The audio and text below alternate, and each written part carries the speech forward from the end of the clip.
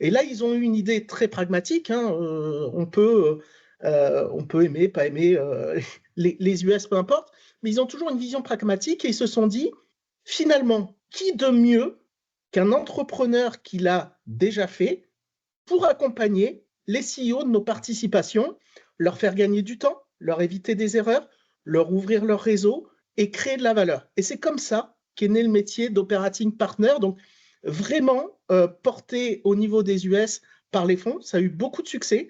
Ça a permis à un certain nombre de participations, on va dire, de sortir de cette période un peu compliquée avec des résultats très positifs. Et on s'est dit, bah, finalement, le métier était né. Alors, c'est vrai qu'on est sur foncièrement un marché qui est différent des US, puisque je dirais aux US, la plupart, voire la quasi-totalité des entreprises ont des fonds dans leur board, hein, que ce soit des petites entreprises, des grosses entreprises. Et donc, finalement, ces fonds étaient les acteurs principaux de la mise en place de ce métier.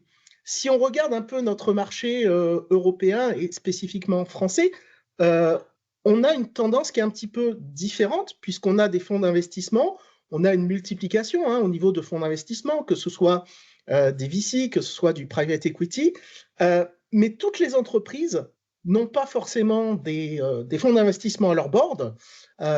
Et ces dirigeants d'entreprise, notamment, on va le voir, des startups, scale-up et surtout PME et ETI, eh ben, dans un contexte actuel qui demande finalement des résultats et qui demande de l'accompagnement, vont également faire appel à des operating partners. Donc, on va voir qu'il y a au final différents canaux d'exercice du métier d'operating partner.